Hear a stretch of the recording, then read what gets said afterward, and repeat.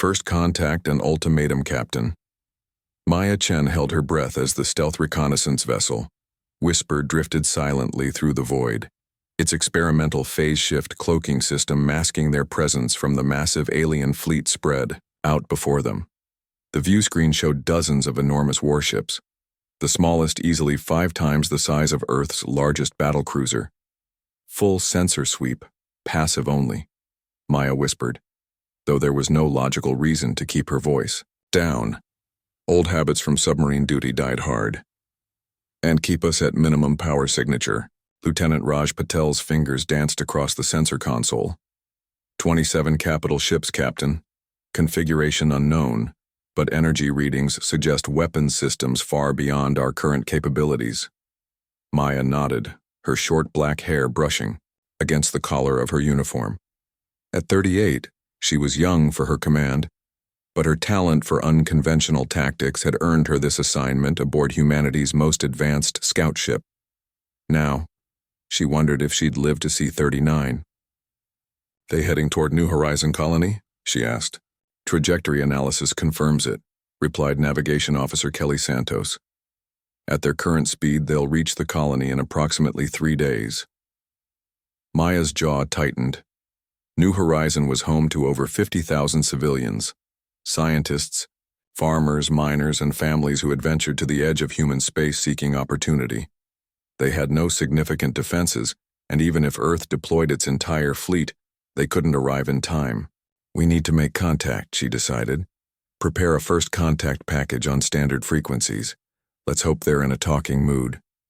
Communications specialist Li Wei nodded grimly. "Package ready, Captain. Broadcasting now." The tension on the bridge thickened as minutes passed without response. Then suddenly the view screen flickered, revealing a towering gray-skinned alien with 4 arms and a crest of bony ridges where hair would be on a human. "I am Supreme Admiral Kestal of the Vraxian Empire," the alien announced, mandibles clicking as its translator converted the sounds into English. "You have been detected, small vessel. Your primitive cloaking technology cannot hide you from Vraxian sensors." Maya stepped forward, squaring her shoulders.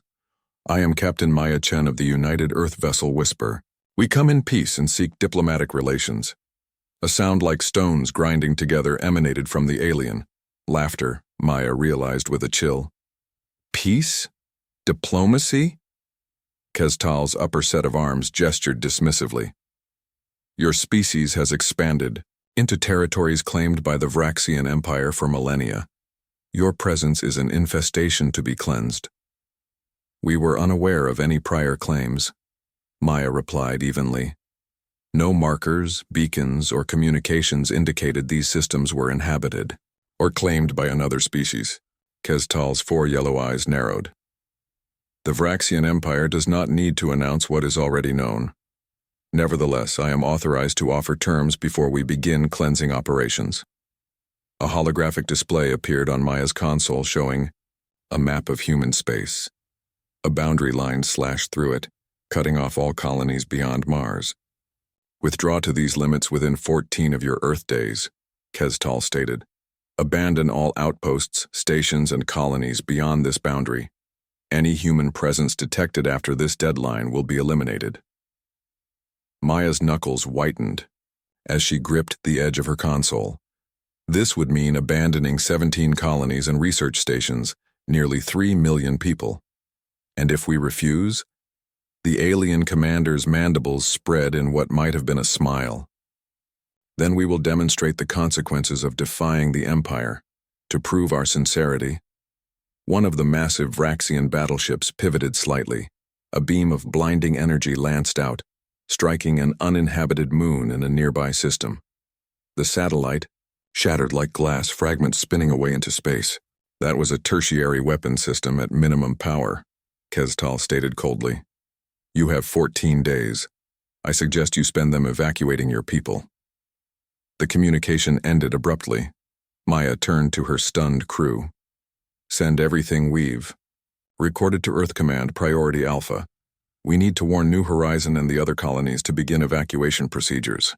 "You think we're going to surrender?" Raj asked quietly. Maya's dark eyes flashed. "No, But we need to buy time, and we need to learn everything we can about these Vraxians. Admiral William Takahashi stood before the United Earth Defense Council, his weathered face grave as he presented the data from the Whispers encounter. The Vraxian fleet consists of at least 27 capital ships, he explained, gesturing to the holographic display. Based on our analysis of their demonstration, their weapons technology exceeds our most advanced systems by approximately 70 years of development. President Eliana Rodriguez rubbed her temples. Can we match them? Fight back? Not conventionally, Takahashi admitted. If we deployed every ship in the fleet, we would still be overwhelmingly outgunned. Their smallest vessel is larger than our flagship Defender. Defense Minister Omar Al-Farsi stepped forward. What about negotiation? Surely they must see the benefit of peaceful coexistence. Captain Chen, who had been rushed back to Earth for this emergency session, shook her head. The Vraxians exhibited no interest in diplomatic solutions. They view us as trespassers at best, vermin at worst. Then we have no choice but to comply with their demands, said Trade Minister Liu, her voice tight with resignation. We evacuate our outer colonies and retreat to Mars. Abandoning 3 million citizens and decades of infrastructure? Science Minister Okafor protested. Not to mention surrendering our future in space.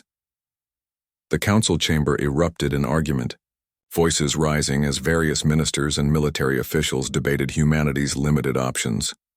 President Rodriguez raised her hand for silence. What about Project Swarm? She asked quietly. The room fell suddenly silent. Admiral Takahashi exchanged glances with Captain Chen. Madam President, Project Swarm is still in the experimental phase. We have only 50 prototypes, and the targeting systems are still being calibrated. But it works? The President pressed.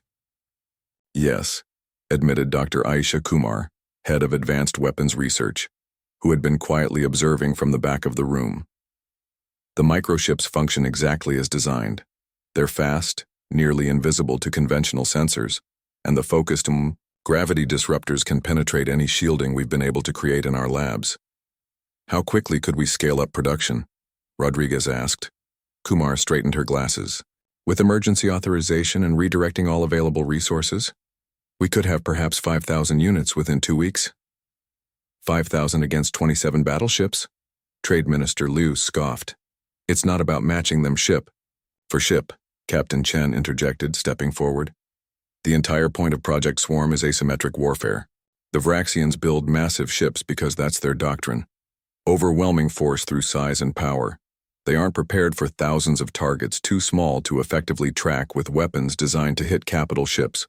President Rodriguez stood, surveying the faces around the table. We have 14 days before the Vraxians expect our surrender. I want a two-pronged strategy.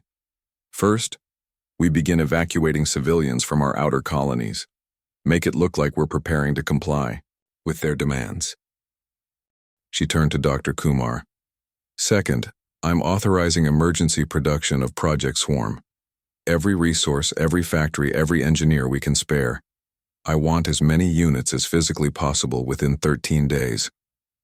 And then? Admiral Takahashi asked. The President's expression hardened. And then we show the Vraxian Empire they've severely underestimated humanity. The asteroid belt between Mars and Jupiter became the center of humanity's desperate plan. Hidden facilities within hollowed-out asteroids worked at maximum capacity, assembling the tiny vessels that represented Earth's best hope. Each microship of Project Swarm measured just 15 meters long, barely large enough for 2 pilots or, in many cases, operated remotely by AI. They were powered by experimental, quantum fusion drives that gave them acceleration capabilities far beyond conventional engines. Most importantly, each carried a single gravity disruptor weapon, a device that created localized distortions in space-time, bypassing shields and causing molecular-level structural damage. Captain Maya Chen walked through the main production, Facility Inside series, watching as robotic arms assembled the sleek, dart-like vessels at an astonishing rate. 3,000 completed, reported Commander James Rodriguez, the facility supervisor and coincidentally the President's younger brother. We're now finishing almost 400 per day. Maya nodded appreciatively. And pilot training? Virtual simulators running non-stop. We've recruited every fighter pilot, drone operator, and top-level gamer we could find. He smiled slightly. You'd be surprised how many video game skills translate to microship operation. I wouldn't, Maya replied. She'd been among the first to test the prototype and had been astounded at how intuitive the neural interface was, more like playing an immersive game than piloting a conventional spacecraft. The Vraxians have no idea what's coming, do they? Rodriguez asked. Maya's expression darkened. They're expecting us to surrender, or to throw our conventional fleet at them in a desperate last stand. Either way, they're anticipating an easy victory. She stopped before a completed microship, its polished surface reflecting the facility lights. Despite its small size, it looked dangerous, a needle designed to puncture the massive Vraxian warships. What they don't understand, she continued, is that humans have always been at our most innovative when backed into a corner. Throughout our history, we've turned disadvantages into strengths, found ways to defeat supposedly superior forces through creativity and adaptation. Rodriguez nodded slowly. So when do we strike? Day 13, Maya replied. Just before their deadline expires. We'll give them exactly what they're not expecting. As she spoke, hundreds more microships moved along the assembly lines behind her, each one a testament to human ingenuity and determination. The Vraxians had given humanity 14 days, expecting submission. Instead, they would receive a lesson in why underestimating humans was the last mistake many had made throughout Earth's long, conflict-filled history. The countdown to humanity's response had begun. The unexpected response. Supreme Admiral Kestal observed the holographic display with satisfaction. The humans were behaving exactly as expected. Transport ships streamed away from their outer colonies in a desperate evacuation effort. 13 Earth days had passed since his ultimatum, and all signs indicated the primitive species was preparing to submit to Vraxian authority. See how they scurry, he remarked to his second-in-command Sub-Admiral Vexnar. Like insects fleeing before the flame. Indeed, Supreme Admiral, Vexnar agreed, his forearms clasped in the formal position of respect. Though our intelligence suggests their military vessels have not retreated, they remain positioned near their colony worlds. Kezital's mandibles clicked dismissively. A meaningless gesture of defiance. Their entire fleet consists of fewer than 50 ships of significant size. They could not even damage our outer hull plating before being vaporized. Still, it would be prudent to maintain full sensor sweeps as we approach. Cornered prey sometimes attempt unexpected tactics. Your caution is noted, Sub-Admiral, but unnecessary. Humans are a young species, barely 2 centuries into their space age. They cannot possibly have technology capable of threatening the Vraxian Empire. The massive flagship Imperial dominance led the Vraxian fleet toward the human colony of New Horizon. At over 8 kilometers long, the dreadnought carried enough firepower to reduce an entire planetary surface to molten slag. 26 other warships followed in precise formation, a display of overwhelming force meant to cow the humans into submission. We are receiving a transmission from the human fleet, Supreme Admiral, reported the communications officer. Put it through, Kestal ordered, settling his massive frame into the command throne. Let us hear their surrender terms. The holographic display shifted to show a human female, the same captain who had made first contact in their tiny stealth vessel. Supreme Admiral Kezital, Captain Maya Chen addressed him, her tone surprisingly confident for one about to surrender. I speak for the United Earth Defense Forces. We have considered your demands carefully. Kezital inclined his crested head slightly. And you have made the wise decision to withdraw from our territories, I presume? A small smile played across the human's lips. Actually, we have decided on an alternative response. Kestal's upper eyes narrowed. There is no alternative but destruction, human. Your deadline expires in mere hours. About that deadline, Maya replied. We've decided to deliver our answer early. The transmission cut abruptly. Kestal began to rise from his command throne, mandibles clicking in irritation when the tactical officer called out in alarm. "Supreme Admiral!" Multiple contacts appearing on long-range sensors, thousands of them. "Impossible," Kestal snarled, turning to the main tactical display.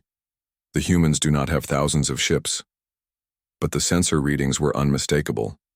A vast cloud of small objects was rapidly approaching the Vraxian fleet, moving at velocities that seemed impossible for vessels of any size. "Analysis," he demanded. Sub-Admiral Vexnar studied the readings with increasing concern. "They appear to be miniature spacecraft, Supreme Admiral, each no more than 15 of their meters in length. Minimal energy signatures, but there are over 7,000 of them." Kestal's mandibles clacked together in what might have been amusement. "They send toys against our warships, target the largest concentration and fire a warning volley. The forward batteries of the Imperial Dominance discharged, sending streams of plasma energy toward the approaching swarm. But the tiny vessels moved with astonishing agility, scattering in complex patterns that made targeting nearly impossible. "They've evaded our fire," reported the weapons officer, disbelief evident in his voice. Recalibrating targeting systems. Before the Vraxian gunners could adjust, the first wave of human microships swept past the outer defense perimeter. Instead of attacking haphazardly, they moved with coordinated precision, targeting specific points on the hulls of the Vraxian warships. What damage could such insignificant vessels possibly inflict? Kestal wondered aloud, moments before the first reports of hull breaches began flooding the command center. Captain Maya Chen sat within the confined cockpit of her microship Wasp Prime, leading the first attack wave. The neural interface linked her directly to the ship's systems, allowing her to control its movements with thoughts alone, while a holographic display showed the positions of all 7,218 microships in real time. "Remember, your training," she broadcast to the swarm pilots. "Target the junction points we identified from the sensor scans. Their shields are designed to repel large energy weapons, not our gravity disruptors." The microships darted around the massive Vraxian vessels like angry insects, each one discharging its gravity disruptor at precisely calculated weak points. The weapons created localized distortions in space-time, bypassing the aliens' shields entirely and causing molecular bonds in the hull material to temporarily weaken. "Squadron 3, focus on their port weapon emplacements," Maya ordered, as she piloted her own ship toward a massive power conduit on the flagship's underside. "Squadron 7 through 10, target their sensor arrays." Her gravity disruptor fired, sending a pulse of warped spacetime into the conduit. For a moment, nothing seemed to happen. Then the entire section buckled inward as molecular cohesion failed. Secondary explosions rippled along the massive ship's hull. "It's working!" Lieutenant Commander Akira Tanaka's voice came through the tactical channel. "Their point defense systems can't track us. We're too small and too fast." Maya watched with grim satisfaction as the coordinated attack unfolded. The Vraxian ships had been designed to battle other capital ships, with weapon systems calibrated for large targets. The microships were simply too small, too numerous, and too agile for their defensive systems to counter effectively. "Status report," she demanded, as her ship looped around for another attack run. "Minimal losses," reported Fleet Coordinator Santos from the command carrier hidden behind New Horizons' moon. "We've lost 43 microships. Damage to Vraxian vessels is substantial and increasing. Their formation is breaking down." On Maya's tactical display, she could see the Vraxian fleet's perfect formation dissolving into chaos as captains maneuvered independently, trying to shake off the swarm of attacking microships.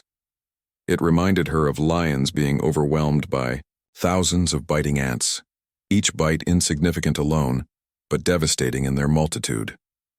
Aboard the Imperial Dominance, alarms blared as damage reports flooded in from all sections. Kestal gripped the arms of his command throne, mandibles clicking rapidly in agitation. "How is this possible?" he roared as another explosion shook the massive vessel. "They are nothing but tiny gnats." "Supreme Admiral, primary power systems are failing on decks 30 through 52, reported his engineering officer. "Weapon systems operating at 60% capacity. These human weapons, They're creating localized gravity distortions that our shields cannot block. Impossible!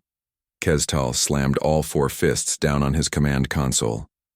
Primitive humans cannot possess such technology. Sub-Admiral Vexnar studied the tactical display with growing dismay. We've lost contact with the unyielding might and the stellar conquest. The humans are systematically targeting our communications arrays, weapon systems, and propulsion units. Kestal watched in disbelief as one of his prized battlecruisers drifted powerless, its massive hull riddled with small breaches where the human weapons had struck. Another capital ship was rotating uncontrollably, its stabilization systems apparently offline. We must withdraw and regroup, Vexnar suggested cautiously. Our weapons cannot effectively target these small vessels. Retreat? Before humans? Kestal's crest flared with fury. The Vraxian Empire does not retreat. Another violent shudder ran through the flagship as multiple gravity disruptors struck its main engines simultaneously. The lighting flickered, then dimmed as emergency systems engaged. Supreme Admiral, the tactical officer reported, voice tight with strain. We have lost propulsion control. 7 of our vessels are completely disabled. The rest report critical, damage to key systems. Kestal stared at the tactical display in stunned silence. In less than an hour, the pride of the Vraxian fleet, ships that had conquered a dozen species across 3 galactic sectors, had been reduced to drifting hulks by vessels so small they would normally be beneath notice. We are receiving a transmission from the human commander, the communications officer announced hesitantly. Put it through, Kestal ordered, his voice subdued. Captain Maya Chen's face appeared once more on the holographic display. Behind her, the bridge of her tiny vessel was barely large enough for her command chair. Supreme Admiral Kestal, she said, her voice level. Your fleet is disabled. Your ships can no longer fight or flee. What are your terms? Kestal stared at the human in disbelief. My terms? Yes. We are prepared to offer you the opportunity to withdraw from human space with your surviving crews, on the condition that the Vraxian Empire acknowledges human sovereignty over our existing colonies and recognizes our right to continue peaceful expansion. The Supreme Admiral's 4 hands clenched and unclenched as he struggled to comprehend this reversal of fortune. You would allow us to leave? After what we threatened? Maya's expression remained neutral.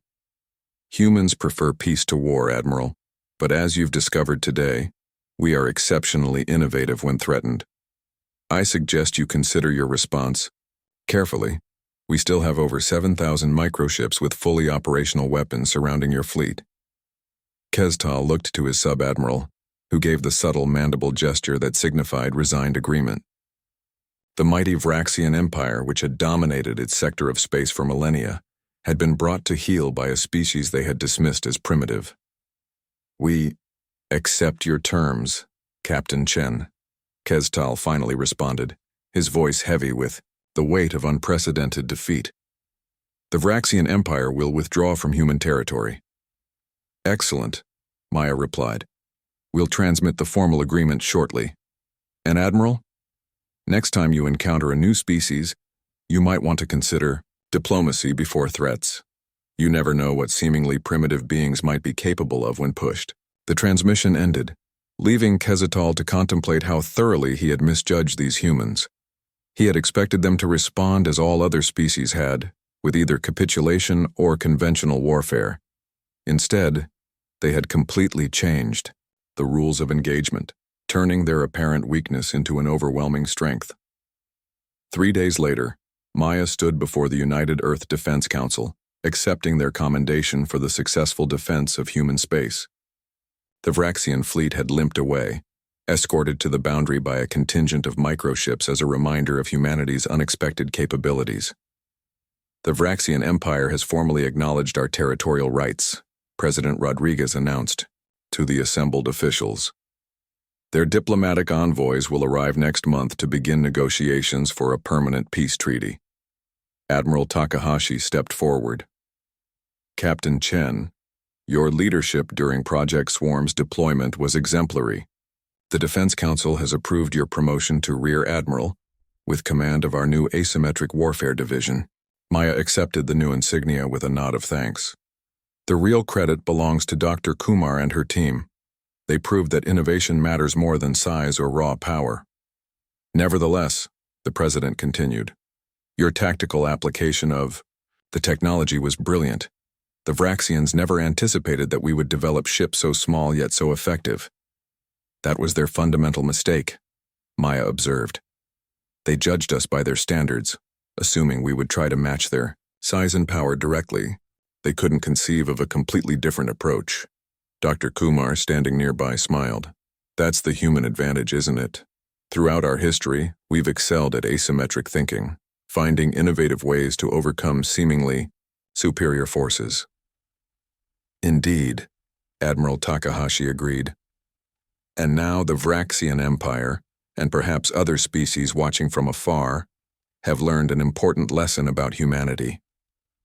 Maya looked out the window of the council chamber, where Earth gleamed blue and serene below. They've learned that appearance can be deceiving, and that it's dangerous to underestimate a species that has spent its entire history adapting, innovating, and overcoming challenges. President Rodriguez raised her glass in a toast. To human ingenuity, our greatest weapon and our brightest hope for the future among the stars. As glasses clinked around the room, Maya's thoughts turned to the greater galaxy beyond. The Vraxians wouldn't be the last advanced species humanity would encounter, nor likely the most powerful. But word would spread of how a supposedly primitive species had defeated a mighty empire with ships too small to be taken seriously. And perhaps next time, potential adversaries would think twice before laughing at humanity's apparent limitations, before discovering too late that those seeming weaknesses concealed unexpected strengths. In the vast darkness of space, the tiny underestimated species called humans had firmly announced their arrival on the galactic stage.